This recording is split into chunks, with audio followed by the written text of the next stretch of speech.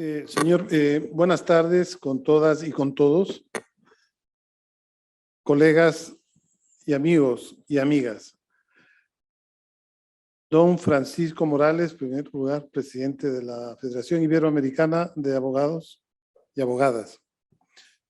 Estimado colega y amigo Álvaro Sánchez, presidente del Colegio de Abogados y Abogadas de Costa Rica. Olban Ulate, de la mesa directiva, miembros de la directiva de la Federación. Quiero hacer una pequeña y breve introducción antes de mi presentación para manifestar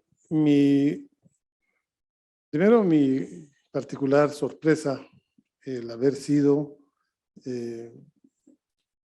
seleccionado por este importante organismo internacional que organiza a abogadas y abogados de todo el sistema ibero e interamericano, y que me ha honrado con este reconocimiento.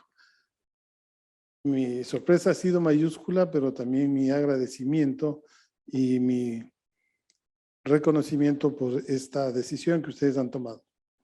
Espero no incumplir los anhelos de la Federación y espero quedar bien con ustedes luego de la conferencia.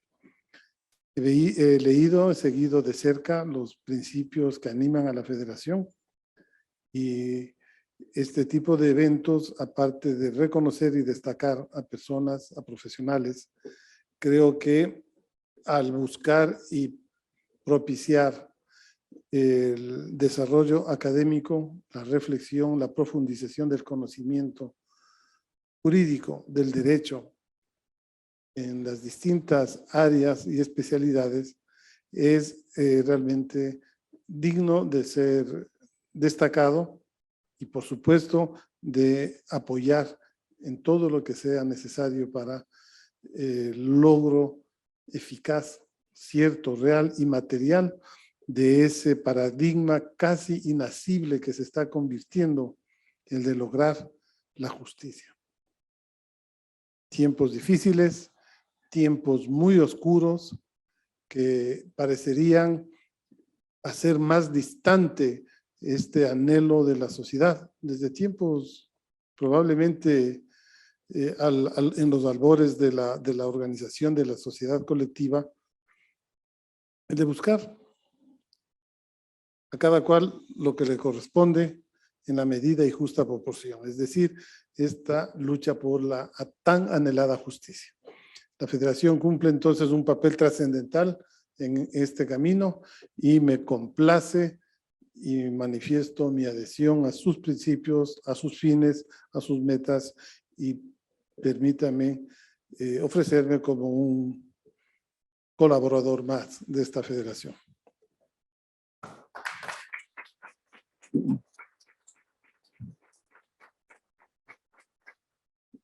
Voy a proceder con la conferencia que se me ha pedido y que la he desarrollado pensando justamente en la época que vivimos. Hoy estamos muy acostumbrados se ha oído, es un lugar común, a decir que la pandemia está cambiando o cambiado el mundo, que la pospandemia va a ser una época de transformaciones profundas en lo económico, en lo ideológico, en lo cultural, en todos los órdenes. Y consecuentemente, ¿qué rol tenemos en ese cambio cultural, en ese cambio casi civilizatorio, diría yo, quienes hemos optado por el derecho como una forma de vida y de servicio a la colectividad? Nos quedaremos con el discurso de en la próxima etapa post-pandémica, ¿todo cambia para que todo siga igual? ¿O realmente asumimos el desafío y el reto desde nuestra situación y ubicación en la sociedad de contribuir efectivamente para que este desafío que tiene la humanidad, nuestras sociedades, nuestros gobiernos, nuestros estados, nuestra institucionalidad, efectivamente avance en lograr mejores condiciones y calidad de la democracia, de la vida y del ambiente en el que vivimos. Entonces he pensado en compartir con ustedes una reflexión que quiere transmitirles el reforzado esfuerzo, el reforzado trabajo, perdón, que ha hecho la Corte Interamericana en proveer uno de los insumos, probablemente es el más importante instrumento que nosotros como abogadas y abogados en las distintas funciones que cumplimos, llámese de juezas, de jueces, de operadores de justicia en general, de asesores, de consultores, docentes universitarios, etcétera, exige y nos plantea un desafío. ¿Es efectivamente o puede ser concebido efectivamente el derecho como un instrumento de transformación? ¿Puede ser el derecho un instrumento de dominación? ¿Puede ser el derecho un instrumento de emancipación? Pues desde mi perspectiva, efectivamente, el derecho es un instrumental que puede y debe ser utilizado. De acuerdo, obviamente, a las perspectivas individuales, políticas, filosóficas que uno tenga, pero sin embargo, el derecho nos obliga necesariamente a bregar por especialmente los más olvidados, los más desatendidos, los más desprotegidos de nuestra sociedad.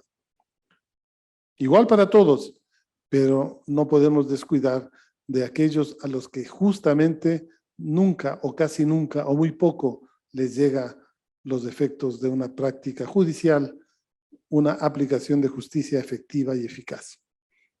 Es en esa perspectiva que entonces entiendo al derecho como un instrumento que puede servir para dominar o que puede servir para emancipar.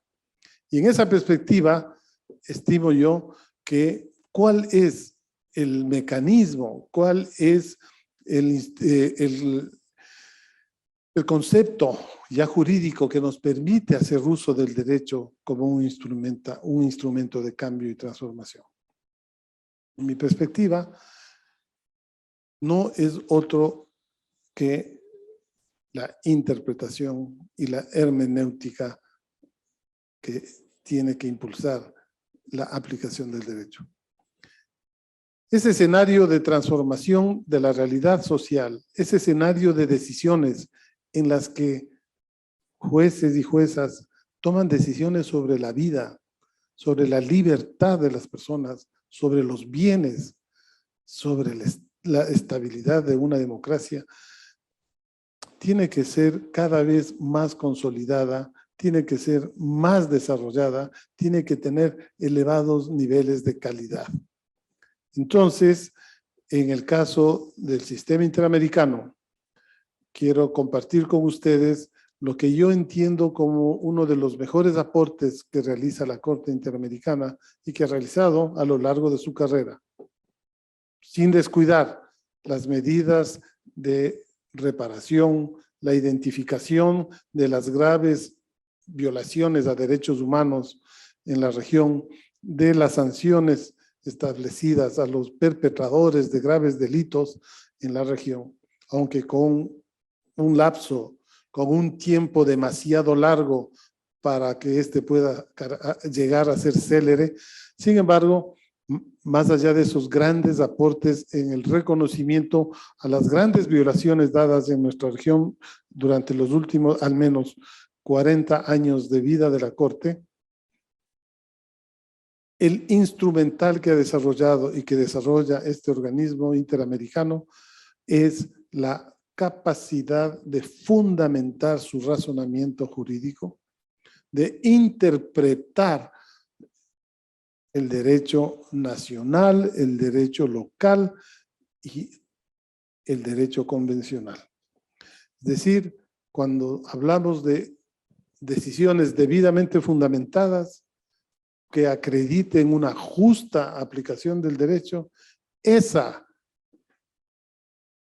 concepción está precedida de la interpretación.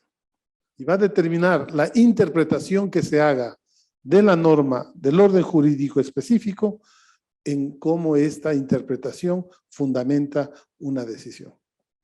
Es por ello que valoro y rescato el enfoque hermenéutico de la Corte Interamericana desde sus inicios y que debe ser asumido, de que debe ser estudiado, debe ser criticado, debe ser utilizado como un instrumento efectivo de garantía y protección de los derechos de las personas y ahora también ya muy cercano en la garantía y protección de los derechos de la naturaleza. Este es el marco desde el cual voy a plantear mi presentación y para ello haré una referencia a tres momentos de la Corte. Uno, lo que tiene que ver con la aprobación y dictamen de la opinión consultiva número 23 sobre derechos al ambiente. Vamos a hacer la interrelación entre esta opinión consultiva con el acuerdo de Escazú, que fue hace poco tiempo suscrito, que todavía falta, parece que una firma o dos firmas para que sea instituido ya como un instrumento regional. Y la jurisprudencia de la Corte Interamericana, básicamente en el desarrollo de la interpretación de los derechos culturales y los derechos ambientales de los pueblos y comunidades indígenas. Entonces, llamaré la atención de ustedes que para que esta reflexión les transmita, les deje esas inquietudes. Sin una interpretación, sin una hermenéutica progresiva, sin una interpretación que no conciba al derecho como un hecho vivo en permanente y constante transformación, una interpretación que sea expansiva y protectora de los derechos, no restrictiva, no regresiva, no es posible hablar de un Estado, una sociedad y una región que está realmente actuando en consonancia con los principios fundacionales que establecen nuestras constituciones y que establece el orden jurídico interamericano y global universal, es decir, del orden del sistema de Naciones Unidas. Visto así, ese es el marco de referencia con el cual voy a compartir con ustedes esta reflexión. Opinión consultiva, acuerdo de Escazú y jurisprudencia. La hermenéutica para la transformación es el título de mi presentación. Y la Corte ha hecho eco de los desarrollos jurisprudenciales de los países. Es decir, la Corte, bajo el concepto del diálogo intercortes, del diálogo y comunicación con las Cortes nacionales, se enriquece y se nutre del importante debate que se da en el margen nacional de nuestros estados. No es solamente la Corte el organismo que desarrolla sus conceptos, sus decisiones a partir de una holgada reflexión en Costa Rica donde los jueces y juezas resuelven. No, hay un proceso de intercambio, hay un proceso de enriquecimiento mutuo en donde mucho han aportado tribunales y cortes nacionales y mucho ha aportado, por supuesto, ese enriquecimiento que ha hecho la Corte Interamericana. Es en base a este proceso que podríamos señalar que la opinión consultiva OC 23 toma claramente como influencia estos avances en los procesos de interpretación, de hermenéutica transformadora. Desde hace muchos años, la Corte desarrolló ya aquellos esbozos de lo que sería el derecho al medio ambiente sano, desde la perspectiva de la población, de la protección de los derechos culturales de los pueblos indígenas. En mi opinión, la Corte ya en 1986-87 rompe el paradigma de un sistema interamericano monolítico dedicado solo a garantizar y proteger los derechos civiles y políticos. Rompe el paradigma de un derecho subjetivo como única condición para acceder a la protección de los derechos humanos. Es decir, hasta esa época y con posterioridad, derechos subjetivos implicaban reparaciones subjetivas e individuales, a tal punto que no era susceptible de acudir ante el sistema cuando se trataban de violaciones colectivas o de varias personas o de grupos.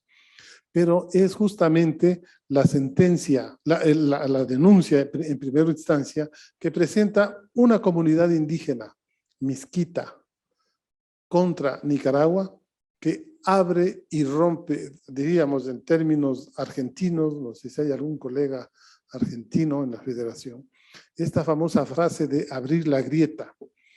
Abre la grieta en ese monolítico del derecho y del derecho internacional de los derechos humanos y se comienza a discutir y a debatir que ya no somos todos únicos, que hay diversidades, que hay culturas, que ya no hay una cultura, que hay pueblos, no solo un pueblo. Es decir, se introduce esta noción de diversidad y de derecho alternativo, derecho diferente. Ya no es solamente el derecho al cual estábamos acostumbrados. Y esto comienza a gestarse en la región a partir de la presentación, como dije, del caso de la comunidad Miskitos versus Nicaragua, y donde la Corte realiza su primera intervención de hermenéutica transformadora, al considerar que aquellos derechos que ellos reclamaban por la eliminación de bosques naturales, eso implicaba una afectación ya a sus derechos colectivos como pueblos y comunidades.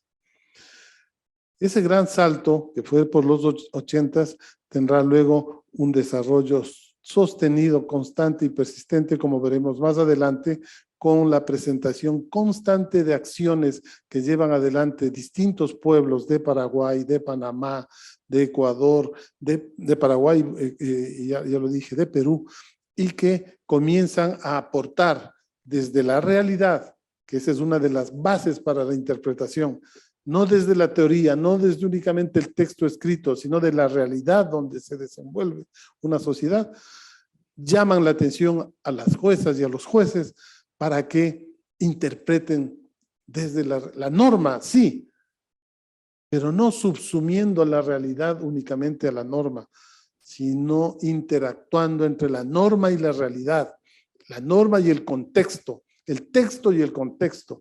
Claro está que tras de esto está la disputa ideológica, jurídica, de un extremo positivismo jurídico y una visión garantista expansiva de derechos.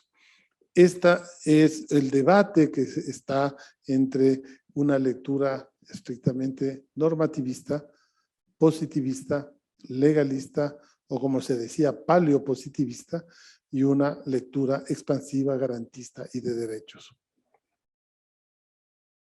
Entonces, este desarrollo que hablamos, en particular respecto al medio ambiente, tuvo sus orígenes en las demandas de las comunidades y pueblos indígenas, a partir de reclamar sus derechos culturales, y comenzaba a establecerse esta interrelación que luego se desarrollará en otros ámbitos, en derechos a la salud, derecho al trabajo, cómo se interrelacionan, interactúan violaciones múltiples y transversales se violan derechos a la salud, se violan derechos al ambiente, se violan derechos a la salud, al agua, y comienza a construirse un concepto o un modo de entender y interpretar la realidad que va transformando y va desarrollando la hasta entonces normativa rígida del sistema o forzando una interpretación que va más allá de los textos rígidos de los convenios y tratados internacionales.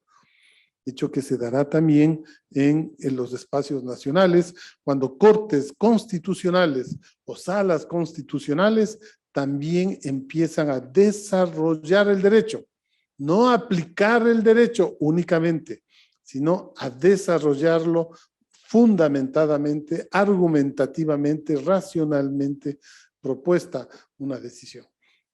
Entonces, esta opinión consultiva, como digo, ha sido pionera en la consolidación en el ámbito internacional del reconocimiento de los derechos.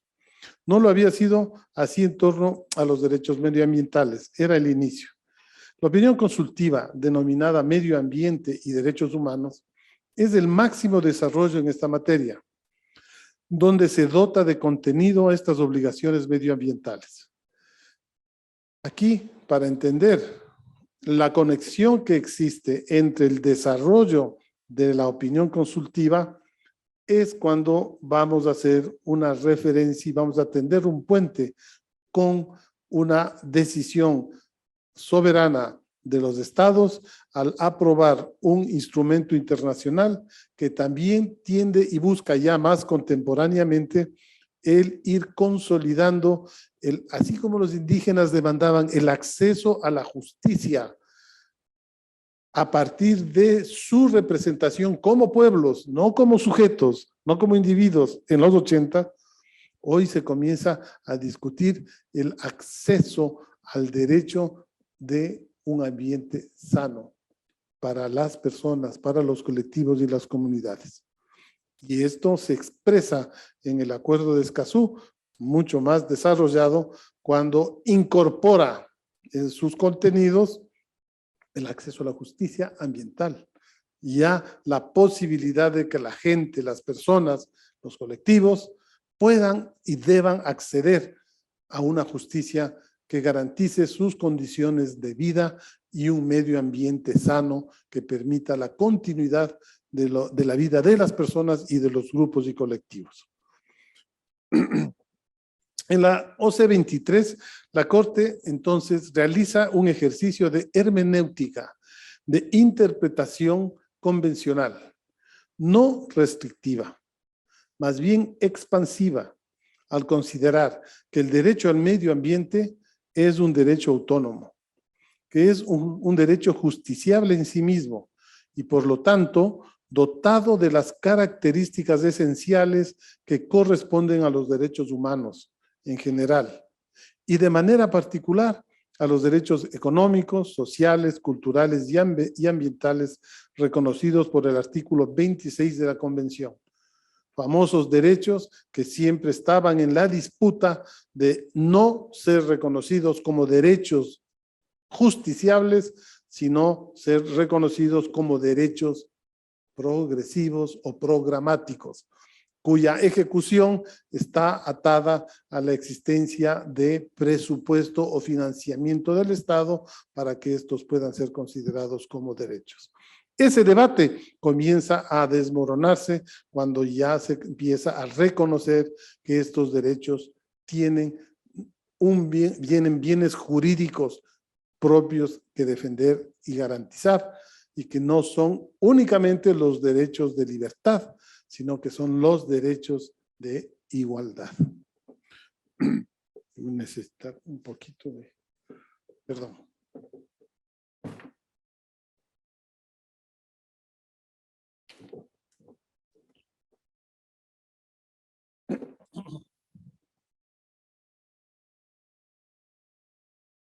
La Corte, al analizar en esta opinión consultiva este derecho, hace una diferencia entre aquellos derechos sustantivos y aquellos derechos de procedimiento, y ahí comienza a dotárseles de fortaleza jurídica.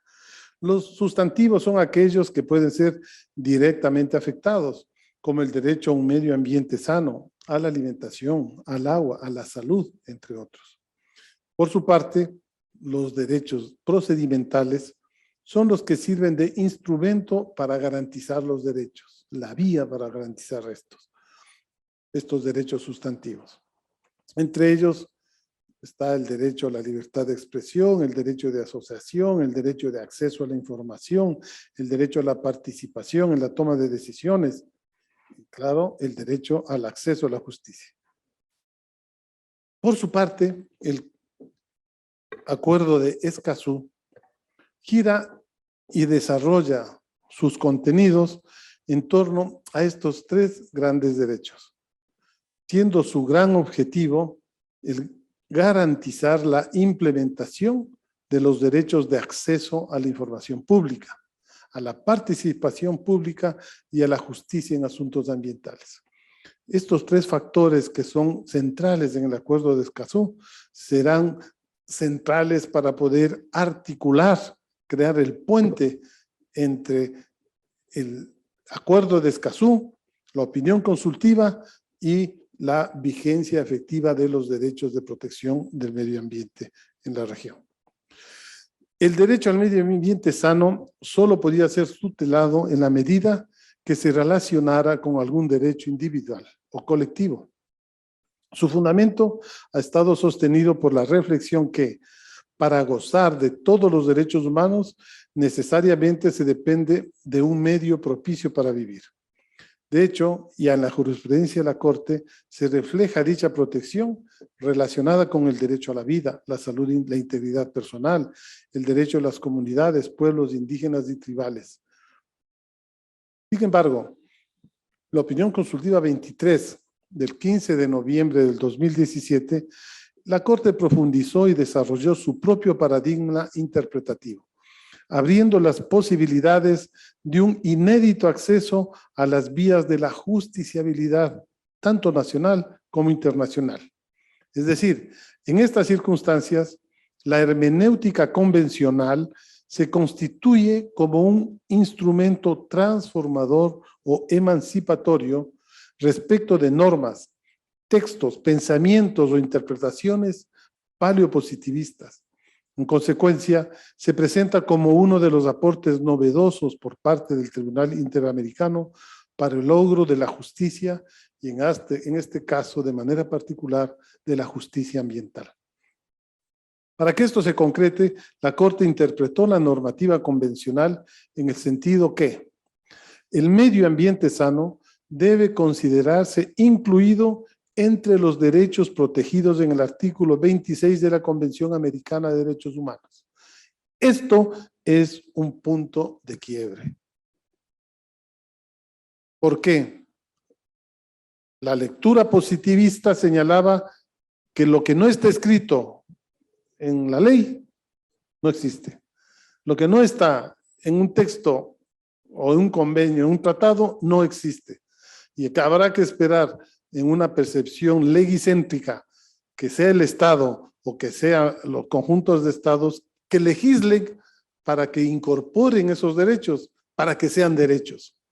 Este salto trascendental de la Corte a partir de la interpretación supera las limitaciones del enfoque paleopositivista y otorga la posibilidad para incorporar o desarrollar el derecho. Y ya no es solo entonces en el artículo 26 el derecho a la educación o el derecho al trabajo el que está protegido en el sistema interamericano. Es también el derecho al ambiente. Y como vamos a ver, no solo ellos, también están reconocidos jurisprudencialmente y como precedentes sólidos y fundamentados el derecho a la salud, el derecho a la seguridad social, el derecho al agua, el derecho a un empleo digno, etcétera. Y pues claro, y dirán, ¿y en qué parte de la Convención Americana y en qué parte del Protocolo de San Salvador está establecido? No, hay que reconocer que textualmente no están, pero justamente el enfoque de interpretación y de hermenéutica progresista, progresiva que tiene como prioridad aplicar los principios que son más favorables, así como era el principio pro operario, así como había el principio pro persona, hay el principio indubio pro naturaleza.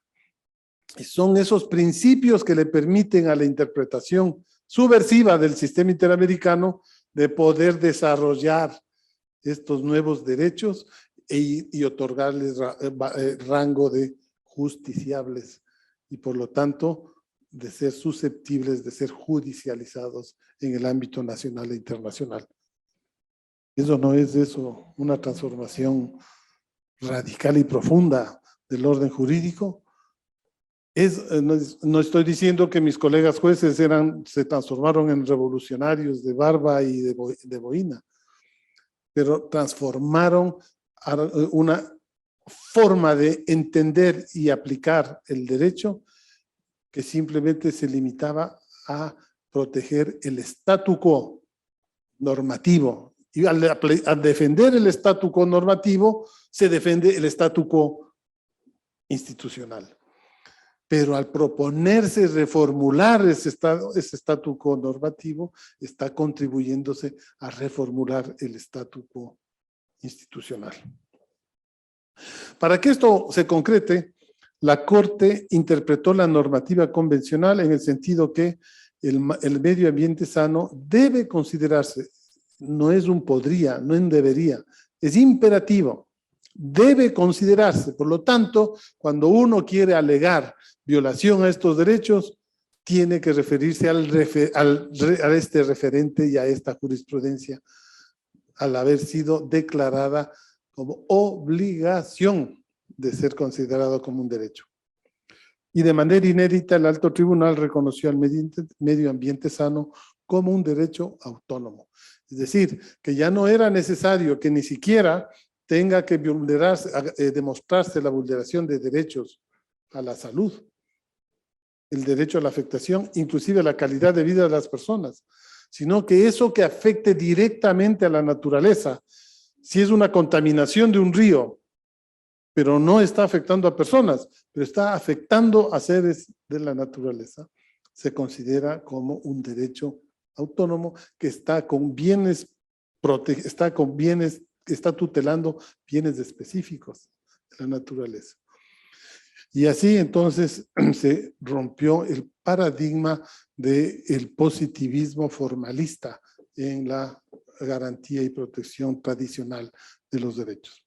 Que será, además, eso quedará para otra charla, para otro encuentro, el precedente para lo que hoy está tomando cuerpo en el mismo ámbito internacional e interamericano y en nuestras cortes constitucionales, lo que se denomina ahora ya no el derecho al medio ambiente, sino que se denomina los derechos de la naturaleza, que es la superación teórica y doctrinaria de esta fase a la cual se llegó, de incorporar y reconocer los derechos del ambiente. Y tenemos una fase que abrió las constituciones de Bolivia y las constituciones de Ecuador al instituir en el orden jurídico interno constitucional los derechos de la naturaleza como derechos autónomos y justiciables. Y que hoy ya, a la vuelta de los años, tenemos actuaciones de Corte Constitucional de Colombia. En mi caso, cuando ejercí la presidencia de la Corte Constitucional de mi país, allá por el año 2011, ya incorporamos, ya se constitucionalizó el derecho a la naturaleza. Y hoy hay varios procesos ya en la región que están incorporando este derecho. Y la opinión consultiva es otro instrumento internacional que hoy fortalece ese desarrollo y esa interpretación.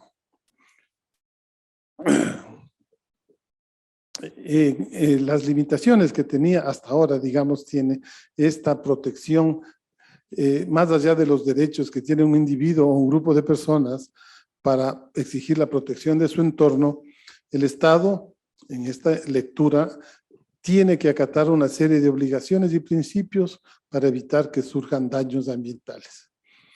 Aquí, el logro y el avance de la opinión consultiva y el acuerdo de Escazú fijan estándares, fijan parámetros y fijan vías que son indudablemente importantes, trascendentes y que allanan el camino para que la docencia analice, investigue y desarrolle, y para que los operadores de justicia podamos o puedan desarrollar y consolidar estos derechos.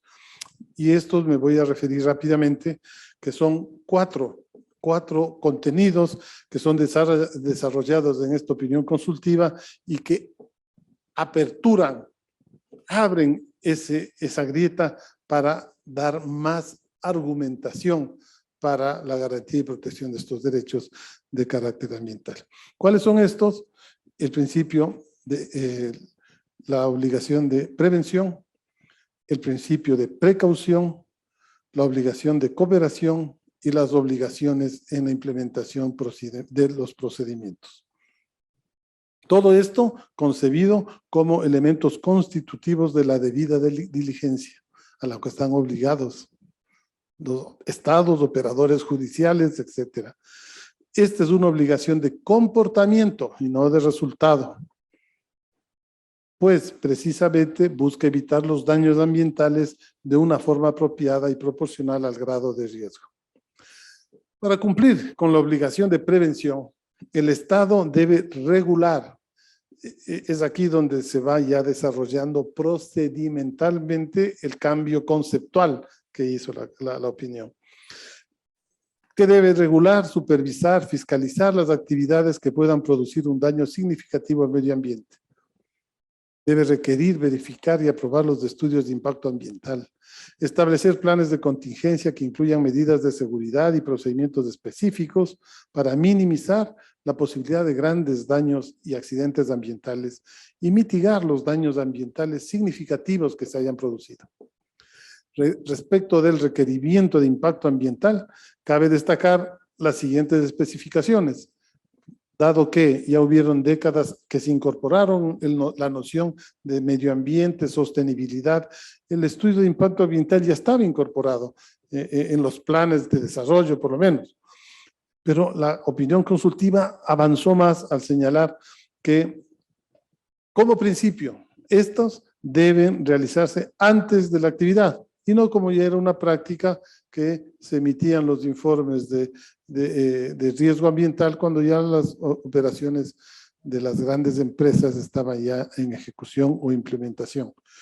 La opinión consultiva establece claramente el parámetro de prevención, por lo tanto es obligatorio realizar antes de cualquier actividad que puede eventualmente afectar a la naturaleza, al medio ambiente, a las personas. Debe ser realizado por actividades independientes, pero bajo la supervisión del Estado. Debe abarcar el impacto acumulado en el medio ambiente, debe permitir la participación de los interesados, debe respetar las tradiciones y la cultura de los pueblos indígenas que podrían verse afectados y debe tomar en cuenta la dimensión y el volumen del proyecto. En cuanto al deber de mitigar, cabe aclarar que los estados deben mitigar los daños ambientales significativos cuando hubiesen ocurrido a pesar de acciones preventivas del Estado. Para ello debe utilizar la mejor tecnología y ciencia disponible. Estas medidas se deben tomar inmediatamente, incluso si se desconoce cuál es el origen de la contaminación. Aquí vamos a este tan añorado principio precautelatorio. Esto incorpora a la opinión consultiva de manera radical, tajante, clara y concisa. Principio que veníamos peleándolo desde los 80, que no requiere de prueba científica materialmente comprobada, cuando no se ha comprobado el daño ambiental, para tomar medidas de prevención y precaución. El principio precautorio se los llama así. En los 90 estábamos hablando del principio de prevención. Establece que los estados deben actuar conforme al principio de precaución o precautorio a efectos de la protección del derecho a la vida y a la integridad personal, frente a posibles daños graves o irreversibles al medio ambiente, aún en ausencia de certeza científica. No hay dónde ir, ahí no hay chance de ir a, no hay como hacer una hermenéutica sobre este contenido del texto. Dicha interpretación se desprende de la obligación de los estados de proteger la vida y la integridad de la persona. Por lo tanto, cuando haya indicadores plausibles de que una actividad podría acarrear daños graves e irreversibles al medio ambiente, aún en ausencia de certeza científica, deben adoptar las medidas que sean eficaces para prevenir el posible daño grave o irreversible al medio ambiente. La obligación de cooperación se refiere principalmente al deber de intercambiar información entre los estados, información científica, tecnológica, de avance y desarrollo científicos para evitar daños al ambiente. Entre los deberes específicos se incluye notificar la información pertinente a los estados potencialmente afectados por daños significativos, especialmente esos que tienen que ver con las contaminaciones de nuestros ríos y cuencas que van pasando y van atravesando diversos estados. Así como consultar y negociar con los estados potencialmente afectados por emergencias ambientales. Finalmente, las obligaciones procedimentales, como ya fue mencionado, se refieren al acceso a la información pública, la obligación de tener acceso a la información como un derecho claramente protegido por esta opinión, a la participación pública en la toma de decisiones que pueden afectar a la comunidad y, obviamente, al acceso a la justicia, mecanismos y recursos fáciles, ágiles, susceptibles de llegar a la gente y que en las mejores condiciones y oportunidades puedan ser protegidos sus derechos. ¿Qué dice sobre el acceso a la obligación, al acceso a la información pública? Este ya está tutelado en la Convención en el artículo 13. No es necesario, con esta lectura de la opinión consultiva, que el individuo que solicita la información demuestre algún interés específico. Estos derechos difusos de los 90 en materia ambiental hoy tienen otra connotación ya. Ya uno no tiene que acreditar que es la víctima, que es una víctima subjetiva, que sus derechos subjetivos están violados directamente, sino que puede ser objeto de denuncia sin que uno tenga la afectación directa por el daño ambiental. El Estado debe proveer mecanismos para que las personas soliciten información, la recopilen, la difundan. El derecho, sin embargo, como todo en la vida, no es absoluto y tiene límites, pues permite restricciones fijadas por la ley, que respondan a un objetivo establecido en la Convención y que sean necesarias y proporcionales para responder a un interés general de una sociedad democrática. Luego, la participación pública está contemplada en el 23.1 de la Convención y obliga a los estados a garantizar la participación de las personas bajo su jurisdicción en la toma de decisiones y políticas que puedan afectar al medio ambiente sin discriminación, de manera equitativa, significativa y transparente, para lo cual previamente deben haber garantizado el acceso a la información relevante. Cabe destacar que su obligación rige desde las primeras etapas del proceso de adopción de decisiones, para lo cual deben informar al público sobre estas oportunidades de participación. Audiencias públicas, consultas, aplicación de leyes, consultas legislativas e inclusive los mecanismos de revisión judicial que permiten esta revisión, esta observación. Y en el último lugar está el acceso a la justicia, que ya se encuentra tutelado en el artículos 1, 8.1 y 25 de la Convención. Hace uso la opinión consultiva de este arsenal que ha desarrollado en proteger el acceso a la justicia para establecer que los estados deben garantizar que los individuos tengan acceso a recursos sustanciados de conformidad con las reglas del debido proceso legal para impugnar cualquier norma, decisión, acto u omisión de las autoridades públicas que contraviene o pueda contravenir las obligaciones de derecho ambiental. asegurar la plena realización de los demás derechos del procedimiento, es decir, el derecho de acceso a la información y la participación pública, y remediar cualquier violación de sus derechos como consecuencia del incumplimiento de obligaciones del derecho ambiental.